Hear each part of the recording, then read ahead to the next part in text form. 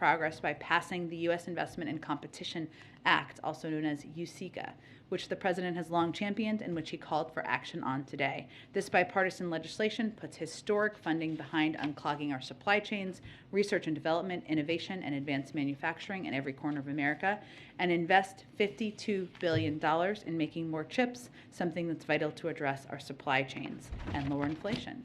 Tomorrow also marks the 49th anniversary of the Supreme Court's landmark ruling in Roe v. Wade.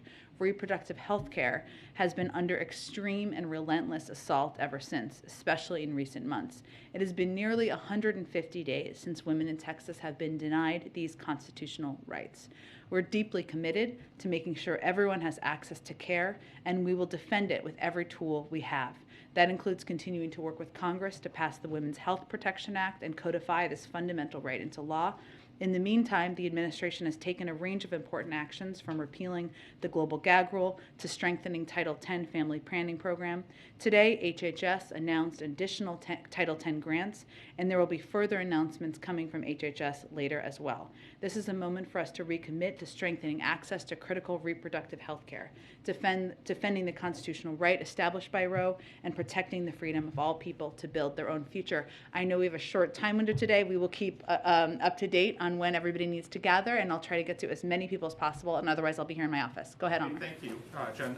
When the U.S. presents its written response to Russia next week, is it willing to offer Russia something that goes beyond the repeatedly stated positions, particularly when it comes to Russia's demands on guarantees regarding NATO's future expansion?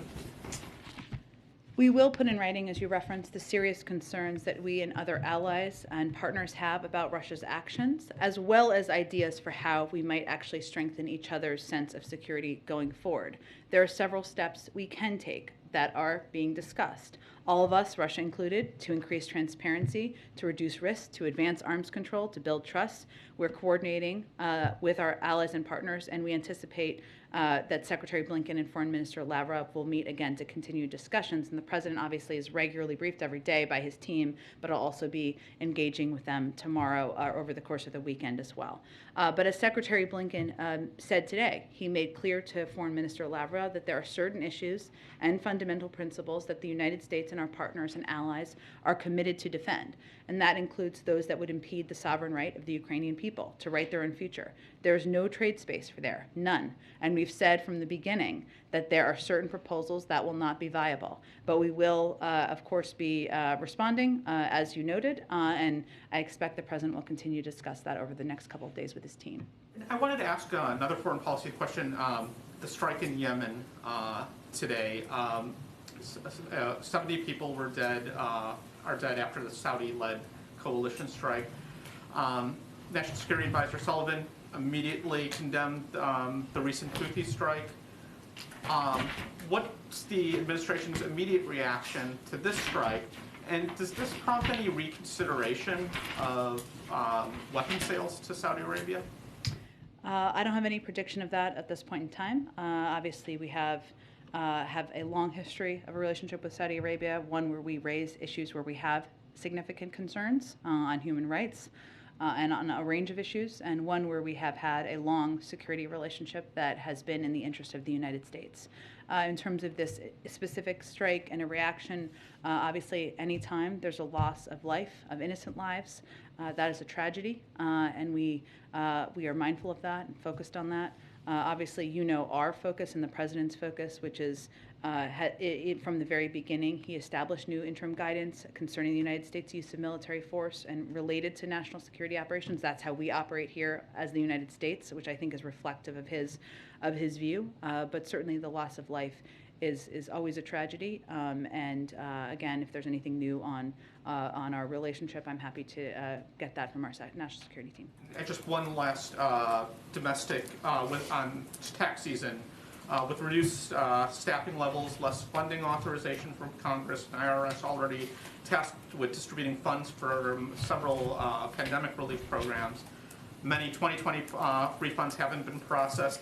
How is the administration preparing to ensure that this year's tax returns will be processed in a reasonable amount of time? Well, I would first note that a lot of this predates this administration, and you touched on that, but I think that's important for people to understand.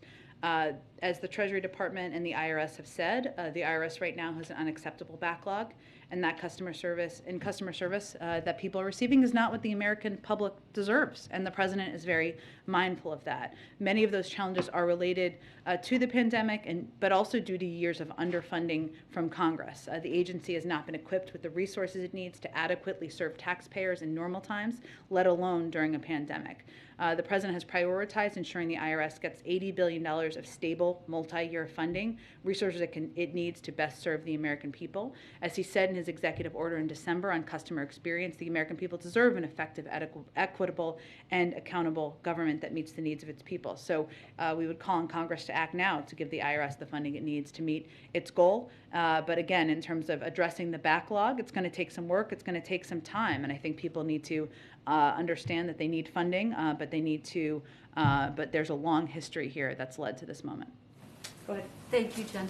Secretary Blinken is leaving Geneva, and so far does not appear that he has a firm commitment from Russia not to invade Ukraine. So is another summit necessary at the leader level? Do you anticipate that President Biden will be having a summit with President Putin, the president of Ukraine? Well, let me first say that Secretary Blinken, as you mentioned, met in Geneva today with Foreign Minister Lavrov to share our serious concerns with the situation. He warned Russia that we are prepared to respond to any Russian invasion of Ukraine with swift and severe consequences, along with our allies and partners. We're also ready to continue dialogue and diplomacy. Ultimately, this has always been putting the choices up in front of President Putin and the Russians, right? It is up to them to decide which path they are going to choose.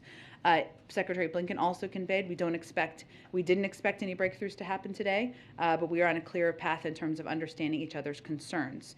The president will meet this weekend at Camp David with his national security team to discuss the situation. Some will be virtual, some will be there in person. We'll also continue to consult with our allies and partners, and we will respond next week in writing, as I conveyed. In terms of the president and his role, I think part of that will be discussing with Secretary Blinken and his national security team what the appropriate next steps are. Of course, the president always values leader-to-leader engagement, but we'll determine if that's the appropriate next step. He's open to that. He's always been open. Next step, and that's on the table. It may or may not be the next step, and I can't give you a prediction of if and when it will happen, but if that is the step that is recommended and that we think would be effective at this point in the discussion, of course, the president's always open to leader-to-leader engagement. Let me ask you about something that Secretary Blinken said. He told Ukrainian TV that whether it's one Russian soldier or 1,000 crossing the border, it's an attack on Ukraine. Does the president agree with that statement? Is that how he sees That's it? the president's policy that he has directed as Secretary of State to continue to convey, and what the president conveyed to President Putin. Let me ask you about the Electoral Count Act, if I could. Based on some of my conversations on Capitol Hill, and obviously there seems to be a growing consensus that there might be able to be some progress on the Electoral Count Act. Someone said to me that it could potentially be a vehicle to get pre-clearance passed. Is that something that this White House thinks is a possibility, is a likelihood? Is that what the president's going to be pushing for? I don't have any prediction of a process or a vehicle. What I would remind everyone of is that despite the fact that 16 Republicans in the Senate have in the past supported the protection of voting rights, they did not when given the opportunity. Again, I would note that the Electoral Count Act is something we are certainly open to, but it is not a replacement for. And there are many components of the voting rights legislation that are vital to protecting people's rights in this country, including the fact that we know that voter suppression largely impacts communities of color across the country. And one of the components of the voting rights legislation the president's been fighting for is requiring states that have a history of voter suppression to get approval to change their laws. It also, these voting rights legislation that we've been fighting so hard for would also ensure that there's a fundamental baseline of what people can know and expect. If you're a mother of 3, you should be able to have many places you can drop off your ballot or vote. This is not a replacement for that. In terms of a vehicle or what's possible, I don't have anything on that to read out for you. Just very quickly, it seems like there are going to be some discussions during break between lawmakers, bipartisan lawmakers, about the Electoral Count Act and where they can find consensus on this. What can we expect the president's role to be, given that he's been very clear he is going to be taking a new strategy as it relates to reaching out to the American public? Well, the president can walk and chew gum at the same time. I think what people can expect is that he's going to spend more of his time engaging with, talking with the American people and talking about how far we've come and where we need to go from here. He also has a very talented and experienced team that's already engaged in a range of conversations with Congress. But I can tell you from spending a lot of time with the president and in the Oval Office with him that sometimes he just picks up the phone and calls a member of Congress or a senator when you're sitting there. So no one's suggesting that he's not going to engage with members. What we're conveying, and what you heard from him the other night, is that as you look at the time he's going to spend over the next couple of months, it's not going to be hours and hours behind closed doors in the Oval Office. Go ahead. Thank you, Jen. Why would the U.S. agree to submit written answers to Russia, given that it could undermine or be used to discredit the U.S. negotiating position? And is the U.S. asking for any written responses from Russia? Well, no one sees it that way from the U.S. negotiating team or from our partners and allies around the world. I think what we're engaged in here is seeing what's possible as it relates to diplomacy. And as I noted, it's not written answers like we're filling out a Q&A. We're also going to convey what our concerns are and reiterate a number of the strong statements you've heard the President and Secretary Blinken convey very publicly. So this is just a part of the diplomatic process and diplomatic negotiations, and has been a standard part of the process often with countries and nations where you have agreements but also disagreements. Does the President have a plan to evacuate Americans from Ukraine? I know there have been a range of reports out this morning, which is probably why you're asking, Jackie. I will say that, one, we are already at a level 4 travel advisory for Ukraine for COVID and have advised that U.S. citizens have been advising that U.S. citizens should be aware of reports that Russia is planning for significant military action against Ukraine. We do conduct rigorous contingency planning, as we always do in the event of any security situation deteriorates in any country around the world. The State Department does that assessment. I would point you to them for any predictions or previews of any steps they may take. Is there any effort right now to get a handle on how many Americans are in Ukraine? Because I remember with Afghanistan, that was sort of an open question. Is the dynamic different this time? It's an open question around the world. We don't put a chip in Americans when they go to countries around the world and track their movements. People can register with the State Department. That's something they do. Or they may choose not to register. Or there might be people in any country around the world who are dual citizens who haven't lived in or have never lived in the United States. But the State Department would certainly have the number in terms of Americans who have registered with the State Department. And then, is the President aware that he was caught on a hot mic yesterday, and why does he appear to be dismissing the idea of proactive deterrence? Well, the President certainly does not dismiss that idea, considering he has taken a lot of steps, including supporting and approving the several sanctions that were put out by the Treasury Department just a couple of days ago. I would note that the United States has delivered more security assistance to Ukraine in the last year than any point in history. In the last year alone, we committed $650 million in security assistance to Ukraine. In total, since 2014, we have committed $2.7 billion. These deliveries are ongoing, including today. There's more deliveries coming. In addition to traditional security assistance, such as the Ukraine Security Assistance Initiative, the President has authorized the Presidential Drawdown Authority to expedite lethal aid and meet Ukraine's emergency defense needs. We've also utilized third-party transfers authorized by the State Department, allowing U.S. allies and partners to provide U.S. origin equipment from their inventories for use by Ukraine. Specifically, the State Department has given the go-ahead for 3 NATO allies to rush anti-armor missiles and other U.S.-made weapons to Ukraine. And finally, in identifying additional equipment held in DoD inventories that can be delivered under the Excess Defense Articles Program, among other mechanisms, we recently notified Congress of our intent to deliver M17 helicopters. So I would say the President is hardly waiting. Actions are pretty clear on that front. And then I want to ask you about something that you said yesterday. Sure. You told me in response to it was a Ukraine question, it's important to remember who the aggressor is here. The aggressor is Russia and Putin. They are building up military troops. They are pushing out misinformation in Ukraine. So why does it seem like U.S. officials are so concerned about being seen as escalating things if Russia has created this whole crisis? Because I think we want the American public and also the global community to be clear-eyed about propaganda. And they are pushing propaganda about Ukrainians. Certainly there's propaganda pushed here in the United States, but this is about a potential foreign conflict. It's about the buildup of troops by one power that is a much larger military power than the other on the border, and we want to be very clear with the public about the realities and the facts. One final question on a different topic. Yeah. On crime, yesterday the Manhattan DA clarified his memo about downgrading certain crimes, and he said armed robberies, for instance, will be prosecuted as felonies, violence against police officers won't be tolerated, clearing up some of the confusion around how that office intended to prosecute crimes. Does the White House have a reaction to that, or welcome that kind of clarification, given that these questions do keep resurfacing? I don't have any reaction from here to the decisions of a local district, I think a district prosecutor or district attorney, DA. I would say that the president, and he'll talk about this, he'll talk about crime, and he asked me about this yesterday, but I think can expect to hear him talk a little bit about crime during his remarks later this afternoon. The president believes that no one in this country should worry about whether it's safe to ride the subway or the bus or go to work or walk home at night. And that's why he's put more cops on the beat, has stepped up efforts to get illegal guns off the streets, and invested in proven community anti-violence programs. It's also why he's doubled federal support for community policing with $300 million more for cities, plus another $700 million more to bolster federal law enforcement. We've been working with mayors and local leaders on this, but I think the president's record, his commitment, speaks for itself. Go ahead. First, just a quick follow-up to what you said about the U.S. agreeing to put a response in writing.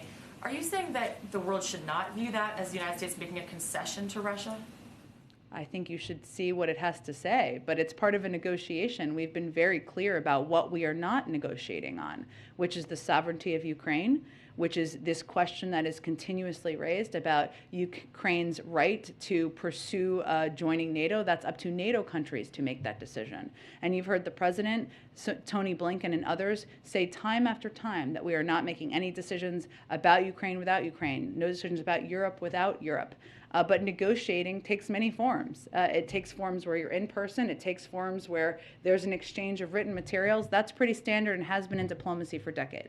I know you've been asked something similar, but yesterday again, Minority Leader McConnell said that the U.S. should send forces to shore up NATO's eastern flank, not if and when Putin escalates, but now before it's too late. What is your response? Why wait? Well, first of all, we work in close coordination with our NATO partners and allies, and respond to what their needs are. We've been very clear, and the president's been clear, that we will support whatever their needs are, should they have security needs, but I don't have anything more to predict for you at this point in time. And if I may ask one quick domestic question, just yesterday you were talking again about the idea of chunking off parts of Build Back Better. Yeah, you could get chunking, a bad word. Whatever. Maybe not the right phrase. What's the better word? Splitting off, breaking apart, seeing if there was a certain policy proposal that you maybe could get 60 votes on. Anything else you can tell us about which policy proposal you guys might feel hopeful about? Is it universal pre-K? Is it paid sick leave? Where do you guys feel like you might actually be able to get 10 Republicans? Well, you tell me. Is there a proposal where there are 10 Republicans? I'm not aware of one. Maybe there is. And there are some senators who have been out there saying they support different components. I know Senator Romney has said he supports or is open to some component of the child tax credit. He's not the only one. Are there 10 Republicans they can get to support that? Great, let us know. We're happy to have a discussion about it. That's not what the president was talking about the other night. What the president was talking about is getting as much, although we're very open to that, but what the president was talking about is we have 50 votes in the Senate. We're going to get as much, a big mountain-sized chunk, whatever you want to call it, as much as we can of the Build Back Better agenda that we can get 50 votes for. There is clear agreement on some key goals, right? Lowering the cost of childcare, negotiating the price of prescription drugs, lowering the cost of elder care, making sure the wealthiest Americans and companies have to pay more, and the unfairness of the tax system. So what we have to figure out is how much of that we can get and get approval for. So it sounds like your focus is still on a reconciliation partisan package. Absolutely. It's not that it's not, but you tell me, or I know you've covered the Hill before, but are there 10 Republicans who are supporting? We'd be happy to. We don't actually. It's kind of a mystery. I remember when Ivanka Trump was up there talking about. Well, listen. If there are 10 Republicans who want to come support the child tax credit or something else, great. They're welcome. Let's have a conversation about it. But that's not. I don't really know why. None of us know why they're ceding the ground on supporting the lowering the cost of childcare to us. But so far they have. Go ahead. Thanks, Jen. over the weekend, insurers started paying for at-home tests, or you could apply Yeah. for reimbursement. But Medicare is not. I know that Medicare recipients can go through their doctors, and some through Advantage programs can get reimbursement, but broadly, members of the program can't. And I'm wondering why not. This seems like a group that would be, you would most want to sort of be vigilantly testing before going to gatherings, as they're elder and therefore most at risk for COVID. And especially since you said yesterday that you had all the money that you needed to fight COVID right now, why isn't the government paying for these tests? Well, first, there are a couple things that are happening. You kind of glossed over some of them, but let me give you some specifics. So state Medicaid and CHIP programs are required to cover at-home COVID tests. CMS has also issued guidance to states to effectuate this requirement under Medicaid rules. There are a lot of people who are eligible for Medicaid out there, just to be clear, and CHIPS program. And people who are covered by original fee-for-service Medicare. Medicare pays for COVID diagnostic tests performed by laboratories such as PCR and antigen tests. For Medicare, we're also continuing to explore the best ways to provide critical resources that will keep Medicare beneficiaries safe and healthy, as you touched on. So in addition to PCR tests, rapid PCR tests, and rapid point-of-care antigen tests are available at 20,000 sites across the country. We've also sent 50 million out to community health centers and rural health centers, but we're also exploring a range of options. So I'm not ruling anything out, but I just wanted to note there are a range of ways that different forms of insurance, even if it's not traditional private insurance, have been covering not just in doctor's office, but also at-home tests as well. The Federal Reserve issued a report yesterday saying that they're weighing the possibility of launching a digital U.S. currency. They said as part of the report that they were asking for public feedback and would be engaging with lawmakers. So I know that you normally defer to the independence of the Fed, but this is an instance where they're openly soliciting sort of advice and consultation. And so I'm wondering, this is something that could impact our competition with China. It could have an impact in many ways on especially low-income Americans. So does the White House have an opinion on this sort of question?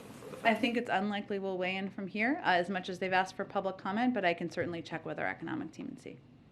The Times yesterday had a report about some internal memos, but they also said that there was that you guys are setting up executive actions on clemency for drug offenders and police department reforms. Can you give any sort of time? Can you confirm that that's kind of coming and give any sort of timeline about when we'll be hearing from the president on that? So on clemency, the president has talked about. We have talked a little bit about the president wanting to deliver on his commitment to consider clemency requests for nonviolent drug offenders. That is something that's ongoing. I don't have anything to preview for you in terms of the timeline, but absolutely the fact that we have every intention of doing that is accurate, or he has every intention. On police reform, I think we said at the time that we're holding back on executive action because we wanted to give space and room for the bipartisan negotiations to move forward, because of course federal legislation would be the preference because it's permanent. But we have been considering and looking at, I don't have anything to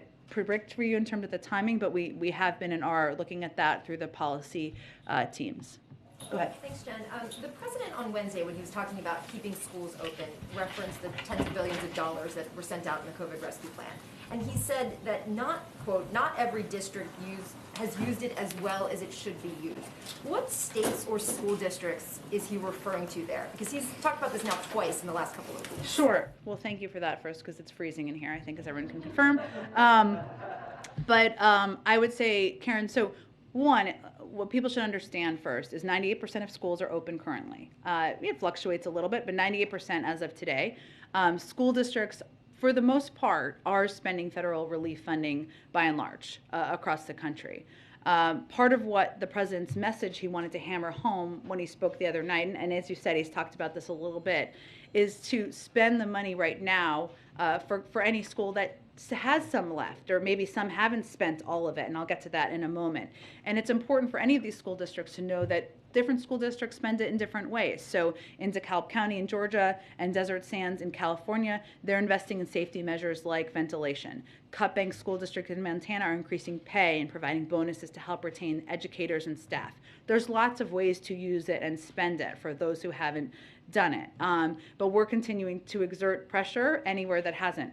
So in terms of an example would be Florida, where they have done little to distribute money, to little to no steps to distribute money to state across the state and to school districts. Now, part of it is you have to write a plan for how you're going to keep schools open to get the third tranche of money, and some have been delayed in that. But right now, that's an example of a state that could do more.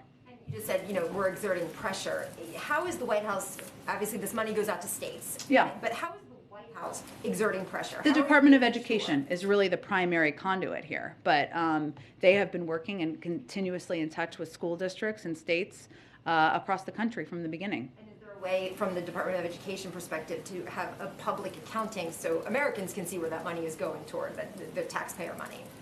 We, of course, work to ensure there's no waste, fraud, and abuse, and we are very closely in touch with how it's being spent with states, and I can certainly check and see if there's a public accounting One bill. quick one. It's been 4 days since covidtest.gov has been live. How many Americans have ordered tests so far, and is the plan still to start sending them out next week? Yes, they will be sent out very soon. I don't have an updated number of how many have been ordered. It's changing constantly. I expect we will have more of an update on that hopefully by next week. I know we have to wrap up. Go ahead. On Build Back Better, first, does the White House need this bill to be passed by State of the Union? Is that the goal? Congress kind of needs deadlines. We have not set a deadline on that. We want to get it done as quickly as possible. Does it need to have a different name? Speaker Pelosi suggests that perhaps it does. We'll see. Do you have any ideas? Actually. You guys are all worth it. No, wait, no, I've got a few Yeah. more. On the Electoral Count Act. Yes. I know you said that the president has many conversations on a wide range of topics with lawmakers on the Hill. But here's the question. It's a bipartisan group right now. Is he going to let them work on their own for the moment, or is he getting engaged with the Manchin-Collins group now, as far as you know? Our team is closely engaged with all of the members who are discussing every component of any legislation that is being discussed on the Hill, including this. One more, sorry, yeah. one more. 'Cause Let me go to Jeff because I just don't want to run out of. We got to wrap up so you guys can gather. Go ahead, Jeff. Sorry. Thanks, Jen. This happened right before the briefing. A federal judge in Texas has ruled that President Biden's mandate for federal workers to be vaccinated cannot go through. Do you have a reaction to that? Well, first, let me update you that 98% of federal workers are vaccinated. That is a remarkable number. I would point you to the Department of Justice on any next steps as this news, it sounds like, just broke. But obviously, we are confident in our legal authority here. And you had an event with Intel today. Is the White House concerned about Intel's presence in China?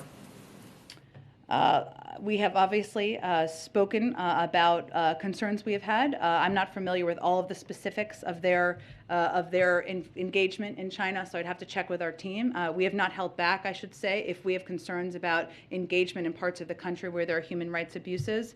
We also do, at the same time, work with a range of companies, even when we voice our concerns about issues that we don't agree with. Let me do this the last one, Linda. Another Intel question. Okay. So they're planned for a $20 billion semiconductor facility in Ohio. How can this be viewed as an immediate solution to the chip shortage if the plants won't fully be online until 2025? Well, I think our view is it's an important step forward in ensuring that we have manufacturing capacity here in the United States so that we don't have a chip shortage in the future. But we also, the president called for the passing of USICA, I just reiterated at the top of the briefing, so that we can get that $52 billion in semiconductor investment to get more going now. What's the holdup with USICA in the House? Pass the Senate along. I think Speaker Pelosi made clear she wants to move it forward. So we're eager, the president's eager to have it signed. Okay, sorry, I gotta wrap it up, guys. You guys gotta gather. I'll see you soon. President like meatloaf?